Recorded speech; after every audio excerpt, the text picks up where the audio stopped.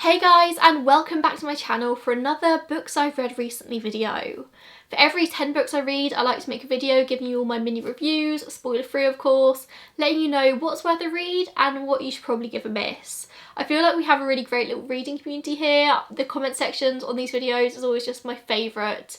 As usual, I link my Goodreads in the description box down below. I think I'm just Georgia Maria XO over there, just in case you want to see what I'm reading in lifetime and not wait for these videos. Also, I'll leave links to all the books on Amazon in case you want to go and buy them yourself.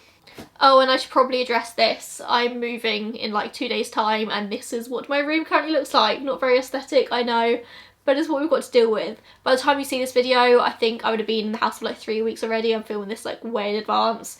So hopefully everything's going good for me in the new house. I'm sure. I'm very excited and incredibly stressed. So stressed, but it's fine. Of course, I want to give a huge thank you to Skillshare for sponsoring this video. Skillshare is an online learning community with thousands of classes for creative and curious people. We all know that I advocate for education, always learning something new. My entire channel is about learning new things, and with Skillshare you can explore new skills, develop existing interests and get lost in creativity. Whenever I talk to you guys about Skillshare, you know I love to recommend you a class that I've been using, and this week I've actually been watching Productivity Today, Managing Tension in the Digital Age, Learning with Todoist with host Kevin Sisker. I think we all know by now that I'm a very type A person. I like everything to be planned and organised within an inch of its life. So a class like this is kind of my lifeblood. But if you're not a type A kind of person, then this class will be great at teaching you how to make the most of your time and manage your attention. Especially when you're trying to work on your computer. I know so many of us are working from home now. There are just so many things to distract you, and this teaches you how to hone your ability to focus, reduce distractions and improve your prioritisation process. If you're uncertain what's next for you in these very strange times, creative challenges and productivity classes can be a great way to help you structure your time and set up achievable goals. Whether you're wanting to just fend off boredom or focus on self-care through creativity or become part of a creative community, Skillshare is the best place for you. There's even lessons to teach you how to use your voice and creativity for what you believe to be social good. You can literally find anything on there. The first 1,000 people to use the link in my description to sign up to Skillshare will get a free trial of Skillshare Premium membership, and after that it's only around $10 or £7 a month. And with that, let's get into the books. The first book I actually don't have to show you because I bought it on my Kindle. It is Vox by Christina Dalcher. This is actually one I ordered by accident. I meant to add it to my basket on Amazon to like save to a later date. But I accidentally ordered it straight to my Kindle, which I wasn't actually too mad about it. I was going to buy it eventually anyway. In terms of a rating, I think I gave this a generous 3 out of 5 stars. I absolutely loved the premise behind Vox, and I feel like it could have been a really incredible story if it was just bulked out a little bit more, perhaps made into like a Hunger Games style trilogy. I just felt like there was so much further that this story could have gone, but perhaps how quick it is makes the message even more haunting. I think if I read this specific book a few years ago, I would have classed it as a dystopian fiction, but honestly, it doesn't seem to be from a too distant future considering the political climate of the Western world right now. It is still dystopian, but just like, not really. It felt hauntingly believable actually. So it opens in America in a very oppressive anti-female society where women are allowed to speak just 100 words a day, and they get 1,000 volts of electricity delivered to them via a wristband for every word they speak over this limit. No woman is exempt, with baby girls getting fitted with their wristwatch just 3 months old. I think it's pretty easy to see how Christina Dalcher got the idea for this novel. The main character is Dr. G. McClellan, who is a linguistic scientist and a mother of 4, who really slowly saw the world changing in front of her eyes, but she never really did anything about it, believing that it wasn't down to her to speak out. There was nothing she could do, that the terrible things people spoke about happening would never actually happen in America until it did.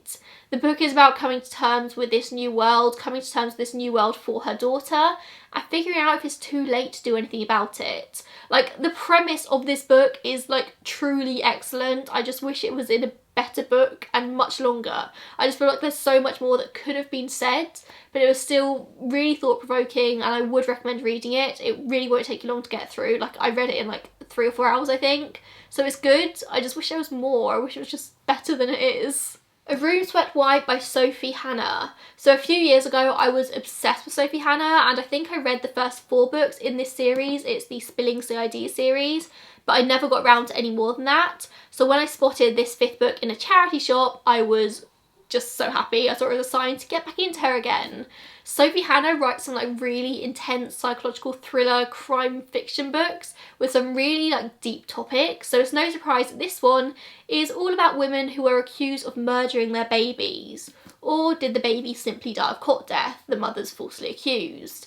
The main character in this is a woman called Fliss, who finds out suddenly that she's been left in charge of working on a documentary about these cases, about like whether these women are murderers or did their babies just die of cot death. But she's never had anything to do with it before, it just comes like really suddenly.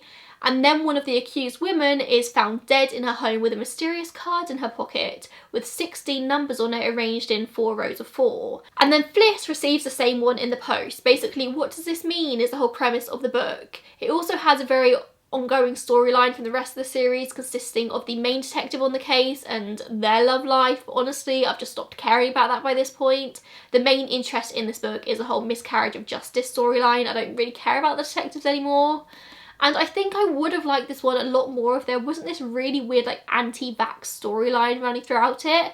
There didn't so much seem to be a part of the story as it did just seem to be quite preachy towards the reader. I don't know, it just sat really uneasy with me, and the ending of this wasn't all that great. There wasn't really any big twist or anything particularly interesting.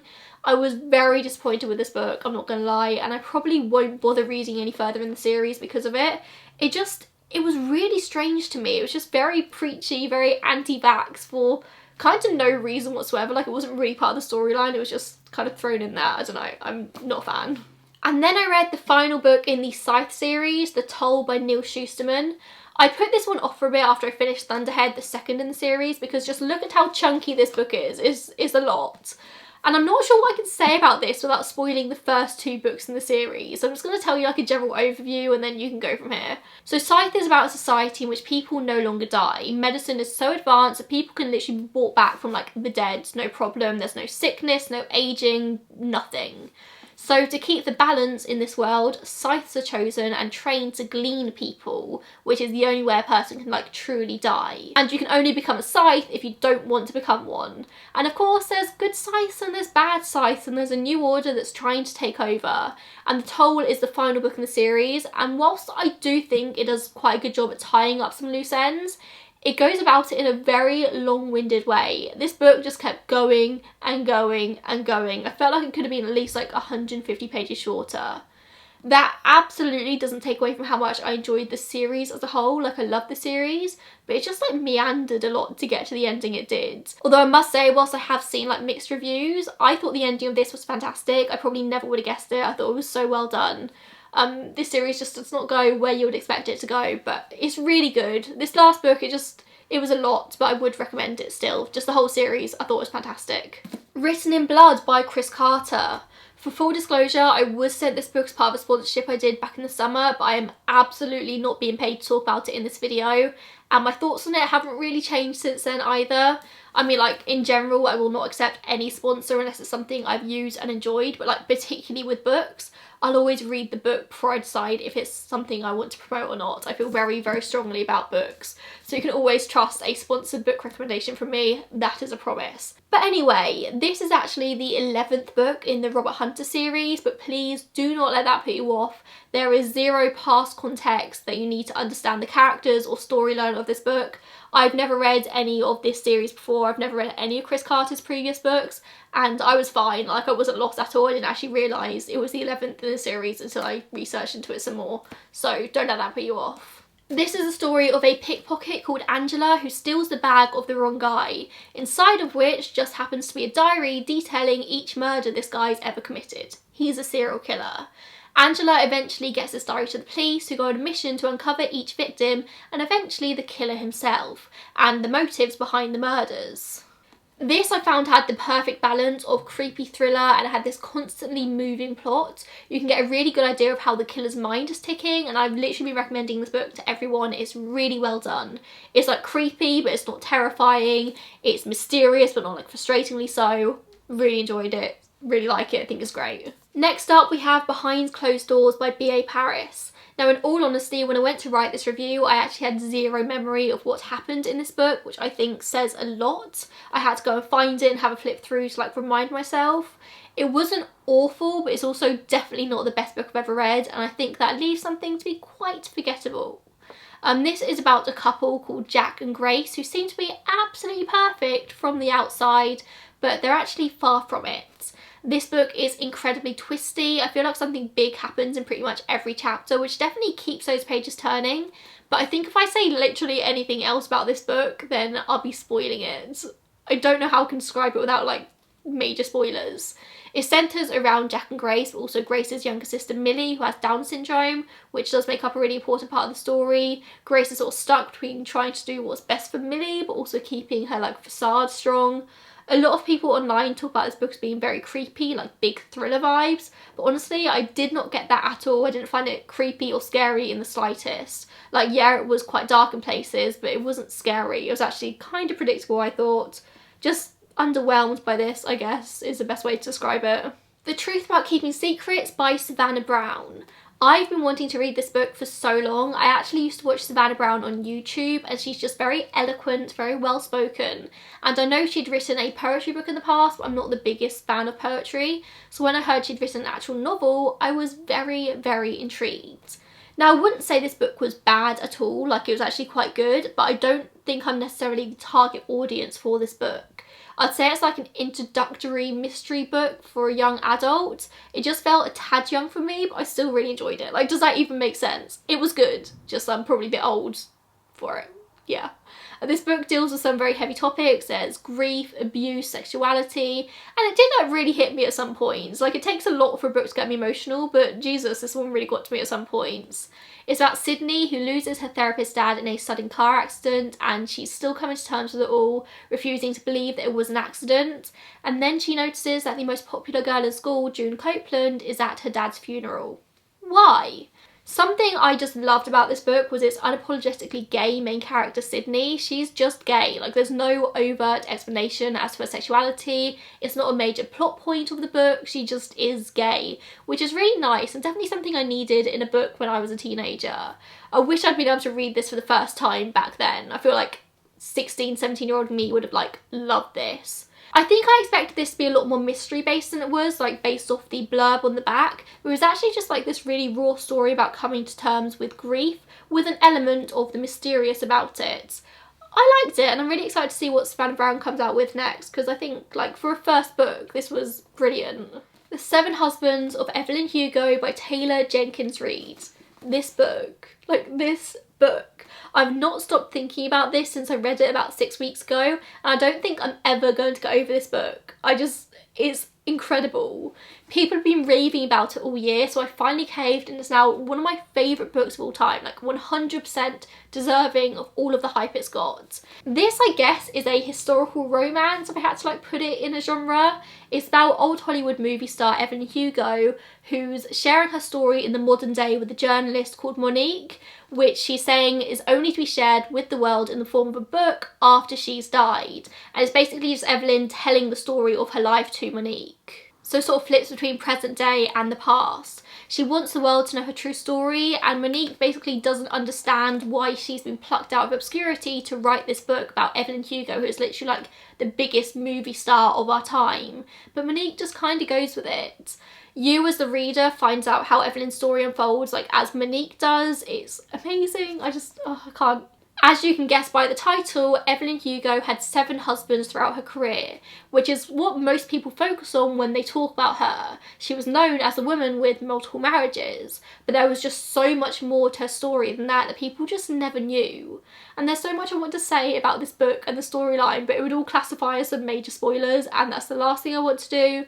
But this book covers some really important topics such as sexuality, misogyny, race, and what some people used to have to do to conform to societal norms. I think part of what makes the story feel so raw is that Evelyn's story is something that a lot of old Hollywood stars had to go through themselves. It's fictional, but it's also very, very real. Like, I generally hate romance books, which is why I put off reading this for so long. I just don't like romance.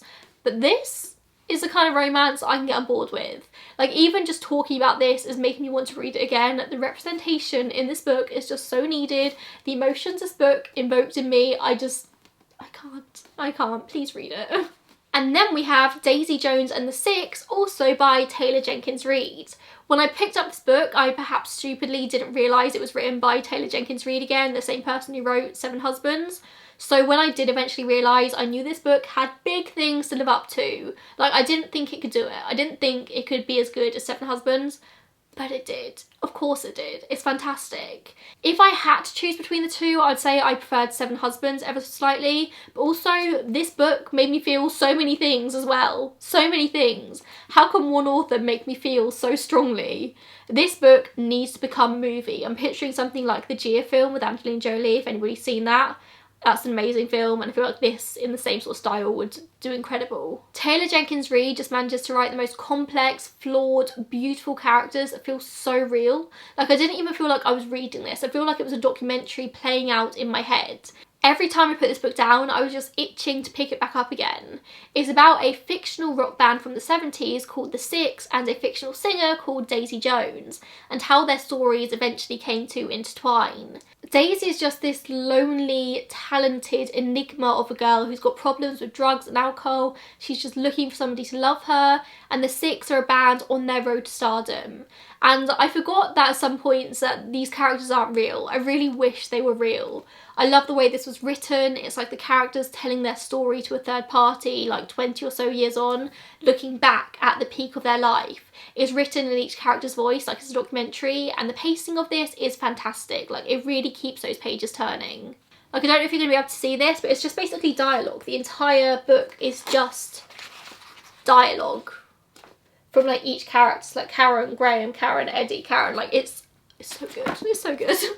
I can imagine this would be incredible to listen to as an audiobook. Like, this was made for audiobooks. I need to stop talking about it, because if I don't stop, I'll never stop, but read it. All the Bright Places by Jennifer Niven. Now, perhaps controversially, I did not love this book as much as I thought I would do, and it did not make me feel as many things as I thought it would do. This is a hugely popular book that was made into a Netflix film, so I'm sure a lot of you probably already know of this. This is the story of Finch and Violet, and Finch suffers with his mental health and spends a lot of time thinking about how he wants to die. Like, literally how. There's vivid descriptions throughout this book of like what's going on inside his head.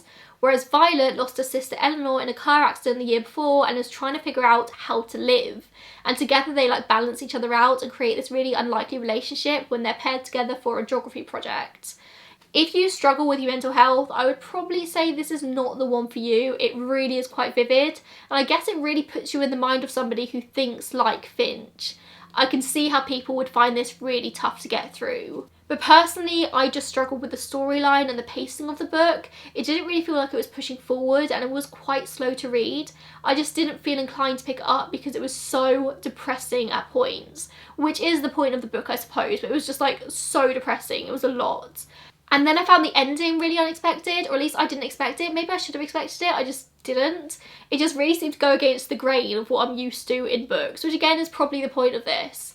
It seemed like the whole book was headed a certain way and then it just didn't go there. I don't know, I have really mixed feelings. It wasn't awful, it just wasn't for me. Like, it's just depressing and yeah, I don't know. And the final book I have for you is this, A Gentleman's Guide to Vice and Virtue by Mackenzie Lee. This book was literally nothing like I expected it to be, but I think that made it all that much more wonderful. I only finished reading this literally like yesterday, I think, and I'm already desperate to get my hands on a sequel. I must read it as soon as possible. A Gentleman's Guide to Vice and Virtue is set in the 1700s about Henry Montague, or Monty, who's this delinquent 18-year-old boy who's expected to take over his wealthy father's estate, except his father kinda hates him and he kinda hates his father, but that's the path that's set out for him and he's expected to just do it. Monty just wants to drink and have fun and be completely in love with his best friend Percy in peace.